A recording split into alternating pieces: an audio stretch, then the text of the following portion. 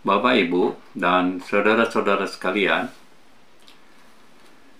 sungguh sangat prihatin dan kami turut berduka akibat konflik Hamas Israel yang telah terbunuhnya puluhan ribu warga sipil yang tidak berdosa dari kedua belah pihak, dan kini masih terus berlanjut hingga sekarang. Saya berharap ada kedamaian abadi segera datang dan hidup saling berdampingan dalam bingkai toleransi yang indah. Nah, bagaimana dengan posisi Indonesia terhadap geopolitik Palestina-Israel? Indonesia adalah negara non-blok. Dengan politik luar negerinya, Indonesia menganut politik bebas aktif. Dalam konteks ini, tidak akan saya bahas. Namun di sisi lain, sikap Indonesia terhadap Palestina mendukung kemerdekaan untuk rakyat Palestina. Dalam hal ini tentunya bukan merupakan hal yang baru. Artinya, komitmen ini sudah digaungkan sejak zaman Presiden Soekarno dan Indonesia selalu konsisten hingga sekarang. Adapun yang menjadi latar belakangnya bahwa Indonesia-Palestina memiliki hubungan harmonis yang dibangun oleh banyak hal kesamaan-kesamaan sehingga terwujudnya atau terjalinnya hubungan emosional yang sangat kuat dari kedua negara tersebut. Oleh sebab itu, Indonesia-Palestina bagaikan saudara kembar yang saling mencintai dan sulit untuk dipisahkan. Artinya, secara makna, apabila Palestina disakiti, tentunya Indonesia pun merasa tersakiti. Contoh kecil, jika Palestina ada yang menghina di negara Indonesia, penghinanya pun pasti ditindak dan diproses secara hukum yang berlaku. Nah, kita kembali ke Indonesia-Palestina. Indonesia selalu konsisten dan terus menyuarakan dukungan kemerdekaannya untuk Palestina. Adapun bentuk dukungan yang diberikan adalah berupa dukungan moral, material, lobi-lobi politik di kancah internasional, dan serta bantuan-bantuan logistik kemanusiaan yang terus mengalir ke rakyat Palestina. Namun kita juga perlu tahu, siapakah Palestina itu yang selama ini Indonesia dukung? Palestina adalah suatu negara yang diproklamirkan kemerdekaannya pada tanggal 15 November tahun 1988 yang ditandatangani di Aljazair dan didukung oleh 138 negara di dunia.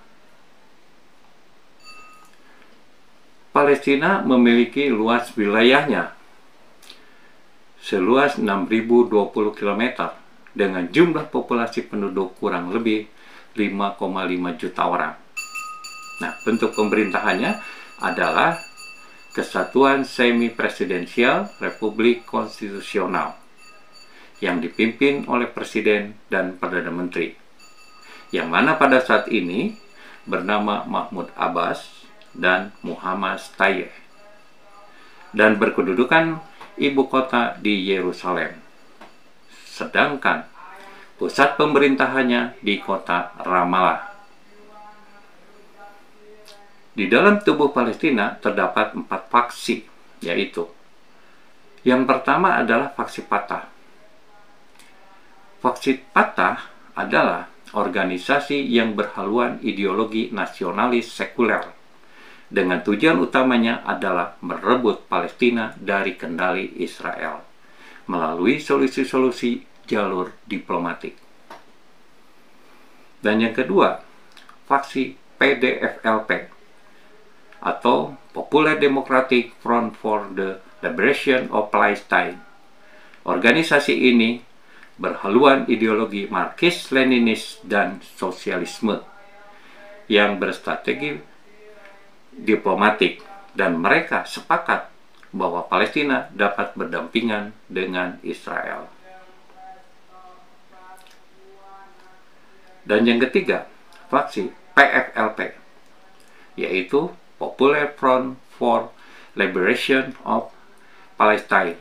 Organisasi ini berhaluan ideologi Marxis-Leninis dan berencana mengganti negara menjadi negara demokratis sekuler populer, menjadi negara demokratis sekuler Palestina, dan menolak kompromi politik dengan Israel.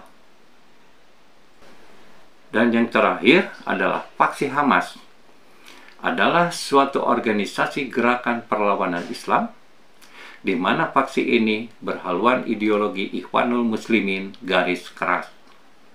Dan Hamas pernah berhasil mengambil kendali penuh atas jalur Gaza dan perang singkat dengan pasukan keamanan Presiden Palestina Mahmud Abbas. Dan itu merupakan sebagai gerakan kudeta. Hamas saat ini menjadi bagian dari aliansi regional yang terdiri dari Iran, Suriah, dan kelompok Islam Syiah Hizbullah di Lebanon, yang semuanya anti Amerika dan Israel. Nah, itulah faksi-faksi yang ada di dalam tubuh Palestina, yang tentunya selama ini Indonesia mendukung. Baik, kita lanjut ke masalah bencana kemanusiaan. Saya merasa prihatin dan turut belasungkawa atas korban ribuan nyawa orang yang tidak berdosa telah melayang dengan sia-sia, baik itu korban dari Palestina maupun dari Israel. Dan banyak pihak yang menyesalkan, terutama dari pemerintah yang sah otoritas Palestina, Presiden Mahmud Abbas dan jajarannya mengecam keras atas tindakan Hamas yang tidak mewakili rakyat Palestina melakukan serangan tanpa sebab ke Israel yang menimbulkan korban ribuan jiwa yang melayang. Nah, akibat dampak balasan Israel atas serangan Palestina pada tanggal 7 Oktober ke Israel, yang menimbulkan bencana kemanusiaan yang sungguh sangat mengerikan. Ribuan warga Palestina kehilangan sanak keluarganya, kehilangan tempat tinggal, kehilangan pekerjaan, dan sebagainya. Dan juga mereka hidup dalam bayang-bayang ketakutan, bayang-bayang kematian, dan ketidakpastian masa depannya. Dan lebih mirisnya lagi, dan sungguh sangat disesalkan, di mana kebijakan negara-negara Arab yang ada di sekitar Palestina, yang selama ini mendukung Palestina, menolak rakyat pengungsi Palestina yang sedang mencari perlindungan dan mencari rasa aman ke negara tetangganya, dengan berbagai alasan dan argumentasinya, padahal mereka sesama Muslim dan saudara seiman Islam. Tetapi itulah fakta yang terjadi di negara Palestina dan di negara Arab tetangganya terkait dengan nasib para pengungsi warga Palestina yang sangat memilukan. Dan kalau boleh saya mengusulkan kepada pemerintah Indonesia dan kepada lembaga legislatif dan lembaga yudikatif, kiranya dapat menerima dan menampung para pengungsi rakyat Palestina di wilayah NKRI. Adapun yang menjadi alasannya adalah sebagai berikut. Yang pertama, Indonesia selalu konsisten mendukung kemerdekaan untuk rakyat Palestina. Dan kondisi sekarang, hak kemerdekaan rakyat Palestina sedang mengalami kehancuran dan sangat darurat dan amat sangat memerlukan pertolongan dan perlindungan yang dapat memberikan rasa aman. Yang kedua, Indonesia adalah negara besar dan kaya akan sumber daya alamnya yang melimpah ruah, dan Indonesia memiliki 13.000 pulau lebih yang terbentang dari Sabang sampai Merauke. Dan yang ketiga, bisa menghemat biaya operasional pengiriman bantuan logistik kemanusiaan yang selama ini dikirim ke Palestina dapat dihentikan karena para pengungsi rakyat Palestina sudah ada di wilayah NKRI. Dan yang keempat, para pengungsi rakyat Palestina dapat ditampung di wilayah NKRI dan bisa bersifat sementara atau bersifat permanen atau menjadi WNI. Pasalnya, Indonesia dan Palestina adalah dua negara bagikan saudara kembar yang mempunyai hubungan emosional yang sangat kuat, dan sebagainya. Nah, itulah alasan yang kami sampaikan.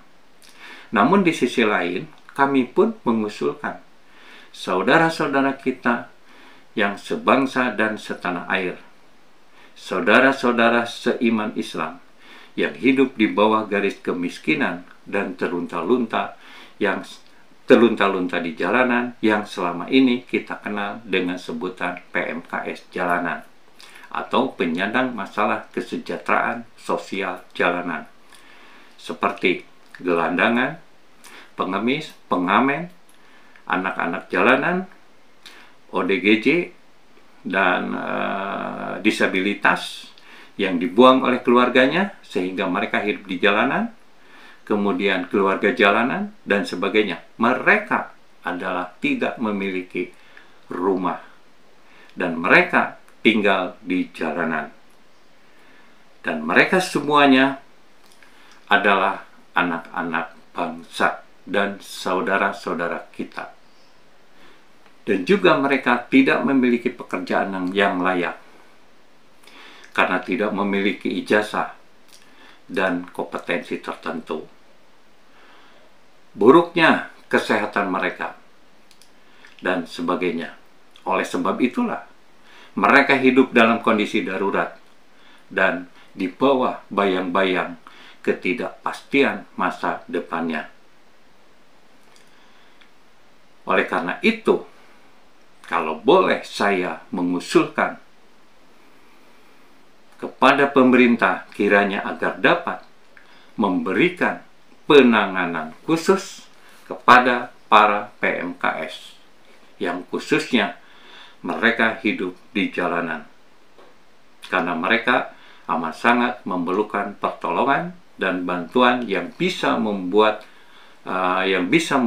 dan merubah nasib para PMKS dan memiliki masa depan yang lebih berkepastian. Adapun yang mereka butuhkan pada saat ini adalah asupan gizi, nutrisi, layanan kesehatan, layanan pendidikan bagi anak-anaknya, layanan rehabilitasi sosial, layanan pemberdayaan sosial yang tentunya berbasis usaha ekonomi produktif, dan sebagainya. Artinya, program-program layanan ini harus berorientasi pada masa depan yang lebih berkepastian. Nah, bagi para PMKS dan kelak mereka bisa berkontribusi pada pembangunan berbangsa dan bernegara. Nah, itulah yang kami usulkan. Jadi di sisi lain, para pengungsi Palestina bisa kita tampung, namun di lain sisi, PMKS jalanan pun harus kita berdayakan sehingga menjadi manusia yang lebih produktif dalam pembangunan. Nah, sebagaimana yang dimaksud di atas, mungkin sebagian masyarakat atau para pejabat publik yang bertanya-tanya, kalau berbicara itu soal yang mudah. Ya tentu, hal itu adalah mudah. Tetapi akan lebih mudah lagi kalau memang dikerjakan secara serius demi memajukan anak bangsa. Nah, kalau kita berbicara mengenai masalah pemberdayaan, bantuan penanggulangan kemiskinan, pasti ini adalah terkait dengan masalah anggaran, dan itu pun pasti akan dipertanyakan dari manakah anggarannya. Kalau kita cerita masalah anggaran, itu sebetulnya tidak sulit. Anggaran penanggulangan kemiskinan pengungsi Palestina dan PMKS Indonesia tentunya bisa digali dari sumber-sumber yang ada di Indonesia, seperti dari zakat, infak, sedekah, CSA, kemudian donasi-donasi APBN atau APBD dari kabupaten kota, provinsi dan kabupaten kota, dan sebagainya. Atau juga bisa dialokasikan dari dana-dana atau aset-aset para koruptor yang disita oleh KPK, Kejaksaan, kemudian yang disita oleh kepolisian.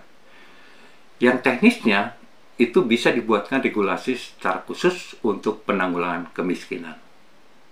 Atau juga kita bisa meningkatkan anggaran Kemensos dan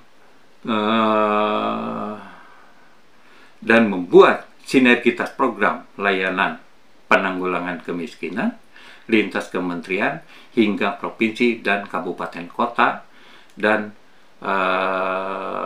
sharing budgeting. Nah, kemudian juga bisa kita mengambil anggaran itu dari pemangkasan atau bila perlu kita hapus proyek anggaran belanja publik yang kurang bermanfaat atau kurang efektif. Nah, dan masih banyak lagi sumber-sumber pendapatan belanja lainnya kalau memang kita serius untuk digali dan untuk mempunyai komitmen untuk penanggulangan kemiskinan, baik yang menyangkut mengenai masalah pengungsi Palestina yang ada di Indonesia maupun para PMKS jalanan Indonesia. Nah, demikianlah, itulah yang bisa saya sampaikan, dan apabila ada kata-kata yang kurang berkenan, saya mohon maaf. Dan selanjutnya, bagaimana menurut Anda?